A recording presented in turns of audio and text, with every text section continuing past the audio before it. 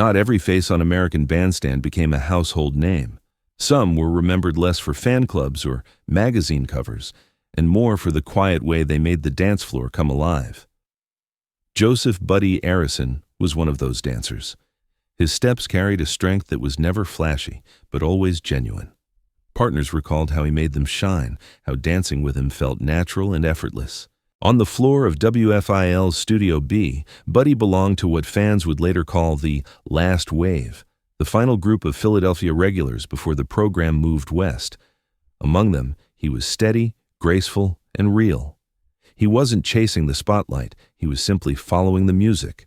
This is his story.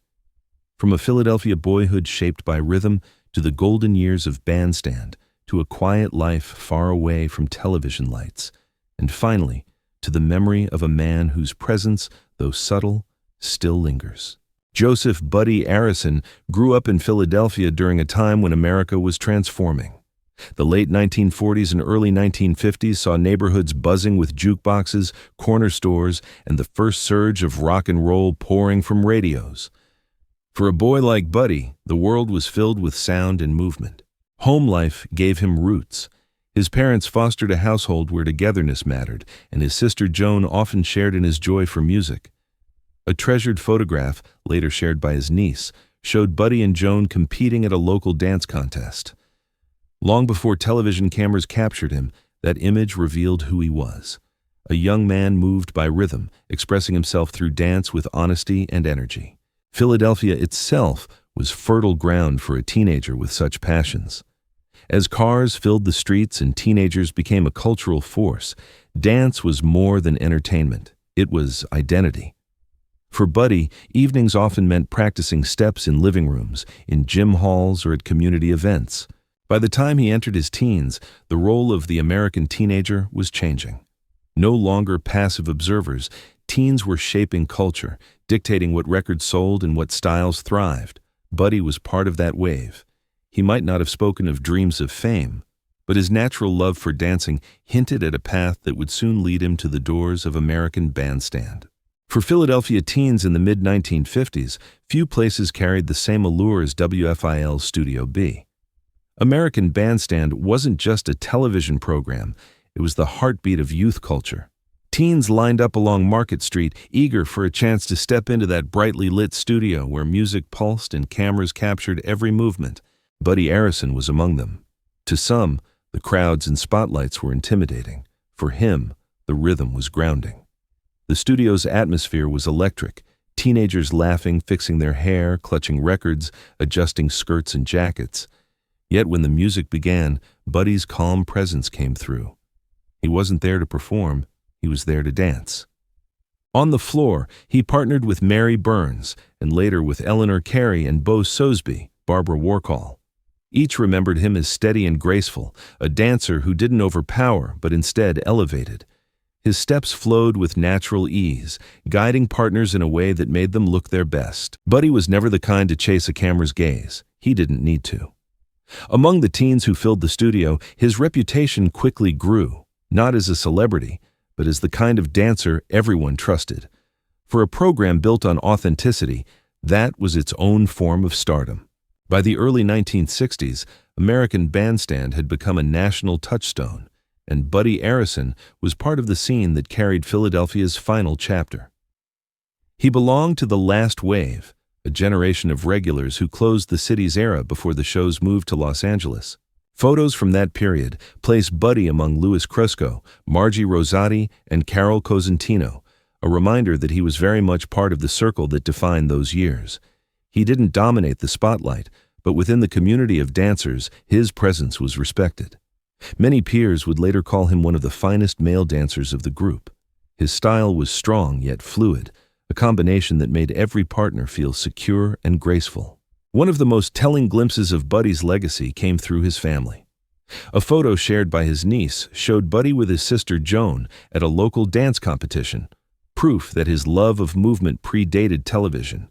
It wasn't performance for attention, it was passion for the dance itself. During these peak years, Buddy wasn't building fame so much as weaving himself into the Bandstand family. The show gave him visibility, but his real gift was what he gave to those around him. He became the kind of dancer who made the floor feel whole. Beyond the dance steps and the televised image, Buddy Arrison's bandstand years were marked by friendships. His connection with Joyce Schaefer Roth became a lasting one, remembered fondly by those who knew them. Joyce often spoke of Buddy as reliable, someone who anchored the group when tensions or rivalries flared. Partners like Mary Burns, Eleanor Carey, and Bo Soesbee echoed similar sentiments. Buddy never sought to dominate. Instead, he guided with a subtlety that gave his partners freedom. His strength and rhythm provided a sense of ease, allowing chemistry to shine naturally. For dancers, that quality was invaluable, and it made Buddy a favorite choice on the floor. Life at Studio B was not all glamour. The rules were strict, appearance neat, conduct appropriate, dances respectable for national audiences. But within those boundaries, the teens carved out their fun. Halloween parties were legendary, filled with laughter, costumes, and music. Buddy was there in those snapshots of joy, blending into the celebrations with quiet warmth. Though not a star in the way magazines defined it, Buddy's importance to the group was undeniable. His legacy lay not in self-promotion, but in the way others remembered him, as a dancer of skill, a friend of loyalty, and a presence that made Bandstand better. As American Bandstand shifted westward, the Philadelphia regulars faced choices. Some pursued careers in entertainment, clinging to the visibility the show had given them. Buddy Arison chose a different path. Around 1970, according to family, he moved to Yonkers, New York, leaving behind the city and the stage where he had once danced. From then on, Buddy lived quietly. He did not seek the stage, nor did he try to leverage his past for fame. Instead, he embraced the ordinary rhythms of work, community, and family. While public details about these years are scarce, what emerges from memories is a man who valued privacy and steadiness. He lived his life on his own terms, far from the expectations of celebrity. Still, among his peers, Buddy's name continued to surface. Reunions, photographs, and conversations often brought him back into focus. For them, he represented a kind of authenticity, someone who had been part of the magic, but who never allowed it to define him.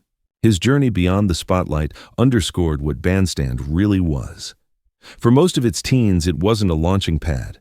It was an experience, a chapter, a set of memories carried forward into the rest of their lives. Buddy embodied that truth. In August 2021, Buddy Arrison's life ended during the COVID-19 pandemic. He had left the spotlight long before, but news of his passing rippled through the Bandstand community. For those who remembered dancing beside him, it was another reminder of how time moves, yet memories endure. Buddy was never a teen idol in the national imagination, but his contribution was profound. He represented the many regulars whose names may not headline histories, yet whose steps gave the show its heart. He was the partner who steadied, the friend who supported, the dancer who made others shine. His legacy remains in recollections, in photographs, and in the family stories that preserve his spirit. He reminds us that Bandstand was not only about the stars, but about the community of young people who together defined a generation. Do you remember Buddy Arison or others like him who never chased celebrity but made the floor unforgettable? If these memories touched you, subscribe to American Bandstand Memories, where the stories of that golden era continue to dance on.